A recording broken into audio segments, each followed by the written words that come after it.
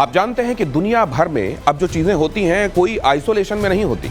ऐसा नहीं होता कि दुनिया के किसी हिस्से में कुछ चल रहा हो और उसका असर दुनिया के दूसरे हिस्सों पर कम या ज्यादा ना पड़े। ईरान और इजराइल के बीच में जो कुछ चल रहा है वो सिर्फ ईरान और इजराइल तक सीमित नहीं है, उसका असर पूरी दुनिया पर पड़ रहा है। और अब जानते हैं यहां पाकिस्तान और भारत ने तो स्पष्ट कर ही दिया है कि ऑपरेशन सिंदूर जारी है। प्रतिशोध की चिंगारियां कहां किस तरीके से इस समय विश्व भर में उड़ती हुई दिखाई दे रही हैं वो आपको दिखाता हूं। पहले इस खबर के साथ शुरुआत करता हूं और उसके बाद हमारे खास मेहमानों के साथ चर्चा करेंगे। इजराइल पर ईरान का जोरदार पलटवार।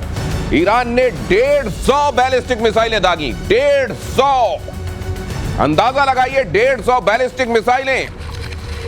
6 बैलिस्टिक मिसाइलें तेल अवीव में गिरी, सैन्य ठिकानों को निशाना बनाया गया। ईरान ने कहा कि हमने केवल सैन्य ठिकानों को निशाना बनाया है।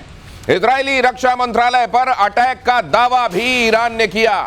उन्होंने कहा कि हमने रक्षा मंत्रालय की इमारत को भी नुकसान पहुंचाया। हालांकि इजराइल की तरफ से इस तरह का कोई कंफर्मेशन या कोई स्वीकारोक्ति इजराइल की तरफ से नहीं है, लेकिन ईरान का दावा है। और आप जानते हैं ईरान के ऊपर खासा प्रहार इजराइल की तरफ से हुआ है। उनके 20 से ज्यादा वैज्ञानिक और 9 कमांडर, अलग अलग हैसियत में काम करने वाले 9 कमांडर्स, ये बहुत बड़ा ब्लो था ईरान के लिए। और इसलिए ईरान ने इसको ऑपरेशन ट्रू प्रॉमिस 3 का नाम दिया। और उसके बाद ये हमला जिसको आप यहां पर देख रहे हैं, और इसमें दावा यह किया गया कि हमने इजराइल को बहुत नुकसान पहुंचाया। हालांकि इजराइल की तरफ से कहा गया है कि हमारे कुछ सैनिकों को मामूली चोटें आई जिनको फर्स्ट एड के बाद छुट्टी दे दी गई। और यह कहा गया कि 3 नागरिकों की इसमें मौत हुई है। और इसमें यह स्पष्ट दिखाई देता है कि ये एक रिहायशी इलाका है। ये शहर का वो इलाका जहां रिहायशी इमारतें आपको दिखाई दे रही हैं, वहां पर यह अटैक हुआ है, इसमें कोई दो राय नहीं है। हमारे साथ कमोडोर बहल यहां इस चर्चा में जुड़ चुके हैं। एयर मार्शल पीके श्रीवास्तव हमारे साथ इस चर्चा में हैं और मेजर गौरव आर्य अगले 30 सेकंड के अंदर अंदर आपके सामने नमूदार होंगे। लेकिन सबसे पहले जरा ये समझ लें हम, पीके श्रीवास्तव सर, ये अचानक आप लोग बात कर रहे थे आज से 2 दिन पहले कि अब अगर यहां पर प्लग नहीं किया गया तो ईरान हाथ से बाहर चला जाएगा। और ऐसा लगता है कि अथॉरिटीज भी इस बारे में विश्व भर में शायद सोच रही थी, कम से कम इजराइल में सोच रही थी। अब ये जो हुआ है, क्या ये आपको निर्णायक दिखाई देता है? क्या आपको दिखाई देता है कि ईरान की जो महत्वाकांक्षाएं हैं उसको वाकई रोकने वाला ये फैसला, ये ऑपरेशन है, या कम से कम चेतावनी देने वाला है? बस दिनेश, एक बात तो पक्की है जो कि इजराइल ने तय कर रखी है कि ईरान के पास एटम बम नहीं होने चाहिए। अगर वो होते हैं तो इजराइल को पक्का पता है कि उसका इस्तेमाल सिर्फ उसके ऊपर किया जाएगा। और ये जो है, और इजराइल के पास इतना क्षेत्रफल नहीं है, इतना एरिया नहीं है कि वो रियली एटम बॉम्ब से अपनी वो कर सके। इस वक्त जो है 408 किलोग्राम यूरेनियम उनके पास है। सर मैं तो दिए समझना चाह रहा हूं, 60% वो प्योरिटी पर है। अगर वो डर्टी बॉम्ब भी बनाते हैं तो बड़े बनेंगे, लेकिन बन सकते हैं। और ईरान के पास एक और क्षमता है, उनके पास मिसाइल्स हैं, हाइपरसोनिक मिसाइल्स भी हैं। जो टेक्नोलॉजी तो रशियन है लेकिन उससे बनी हुई है, तो अभी उसको फेंक भी तो अभी कुछ देर के लिए ये मानते हुए, इसलिए उसको ये घातक हमला, जैसे हमने पिछली बार हम लोगों ने कहा था, ये जरूरी है कि उसके इंफ्रास्ट्रक्चर पर जो कि एटम बॉम्ब बनाते हैं, लीडरशिप पर, और जो उनकी सैन्य अधिकारी जो इसमें इन्वॉल्व हैं, उनका समाप्त होना या उनको खत्म करना इजराइल ने अपना मुहिम बना रखा है। तो अगर ये मुहिम है और अगर फिलहाल ये माने कि इजराइल और ईरान तक ही ये सीमित होने वाला है और दोनों को आप कंपेयर करते हैं, कौन कहां दिखाई देता है? मुझे लगता है कि एक छोटा सा मैं एग्जांपल दे देता हूं। अभी आप देख रहे हैं ईरान ने खुद ये कबूल करा है कि 200 इजरायली जहाज ईरानियन एयर स्पेस में थे। 200, ये खुद कह रहे हैं वो लोग कि 200 थे।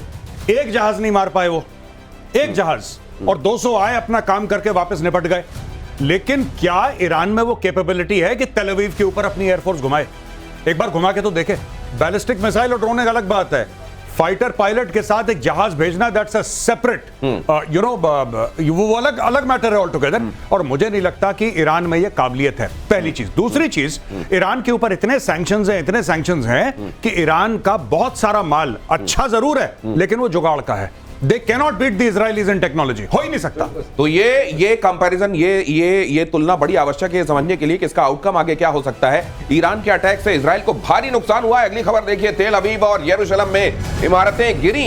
बहुमंजिला इमारतें गिरी, कारों को नुकसान, 2 लोगों की मौत, 90 से ज्यादा लोग घायल बताए जा रहे हैं। कहीं पर ये कुछ सोर्सेस के हवाले से ये 2 लोग बताए जा रहे हैं, कई सोर्सेस 3 लोग बता रहे हैं। कम से कम 2 से 3 लोग तो निश्चित रूप से इसमें मारे गए हैं, 90 से ज्यादा लोग घायल। क्या ये इजराइल एंटीसिपेट कर रहा होगा कमोडोर बहल की ये इस तरीके से पलटवार करेंगे और इतना नुकसान तो कम से कम होगा?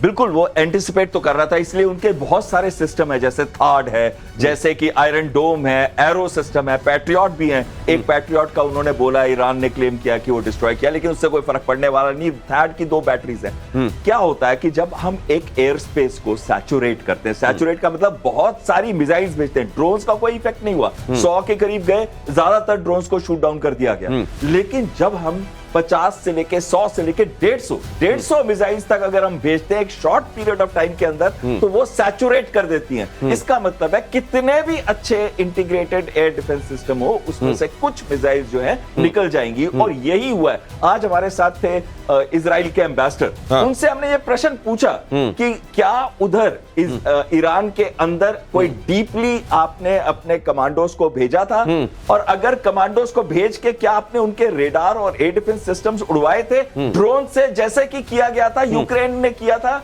बॉम्बर्स का, रशियन बॉम्बर्स का, स्पाइडर वेब में? उन्होंने कहा हाँ। आज पहली बारी उन्होंने ये चीज को, ये तो बहुत बड़ी खबर है। इसका मतलब यह है कि एयर डिफेंस सिस्टम अगर ईरान के पास है भी, तो एयर डिफेंस सिस्टम को इससे पहले कि वो रोल प्ले करते उनको इनर्ट कर दिया गया था। ये खबर देखिए जरा, ईरान के एटमी ठिकानों पर फिर से अटैक। शुक्रवार देर रात इजराइल ने हमला किया। नए इजरायली हमलों में 60 और लोग मारे गए। इजरायली हमले में अब तक 138 लोग मारे गए हैं। और इजराइल कार्ड्स जो रक्षा मंत्री हैं, उन्होंने तो यह स्पष्ट कर दिया है कि अब ईरान इसके लिए तैयार रहे।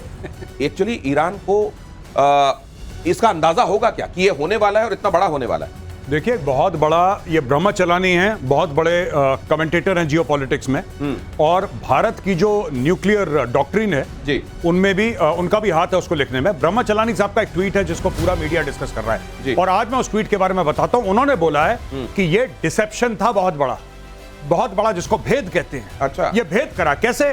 ट्रंप ये चूरन देता गया इरानियंस को कि बेटा तुमसे हम बात कर रहे हैं, तो आओ बैठो बात करो। तो लोग बात कर रहे थे। अच्छा, ये कल जो आने वाला संडे है, कल फिर से एक मीटिंग होने वाली थी। अच्छा। स्टीव विटकॉफ है जो अमेरिका का रिप्रेजेंटेटिव, वो उसके साथ इरानियंस को बैठना था और शांति वार्ता होनी थी। ये शांति वार्ता के लपेटे में ला के इन लोगों ने ठोक दिया ईरान को रात को। ये स्टोरी है बैकग्राउंड की। ये पूरा पहले बोला कि देखो हम शांति वार्ता, और ट्रंप क्या ट्वीट करता है?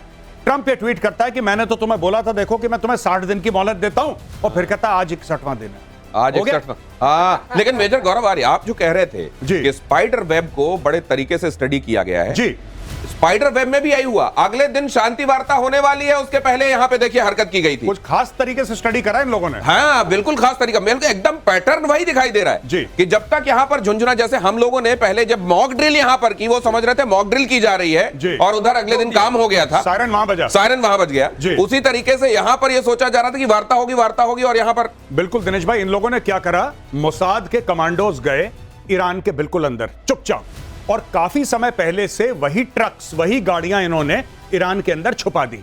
अब हुआ ये कि जहां पे उनके एयर डिफेंस सिस्टम्स थे, जहां पे उनके रडार थे, जैसा सर ने बताया अभी, वहां पे थे, उन्होंने अपने जो वेपन्स थे साइट करे, और जैसे ही उनको पता लगा कि Israeli planes are entering Iranian air space, Tel Aviv से किसी ने बटन दबाया, ईरान के अंदर हथियार चला, वहां पे रडार गायब, वहां पे इनकी ये जो मिसाइल्स थी सरफेस टू एयर गायब। ये जब हो गया, ये मोसाद का ऑपरेशन था ऑल एंड ऑल। जब मोसाद ने ये ऑपरेशन करा, तब जाके इनको पता लगा कि भाई इनके तो 200 जहाज हमारे तेहरान के ऊपर घूम के बम मार के चले गए, हम कुछ कर ही नहीं पाए इन लोगों का। कैसे करते? जिनको करना था वो खत्म हो चुके थे।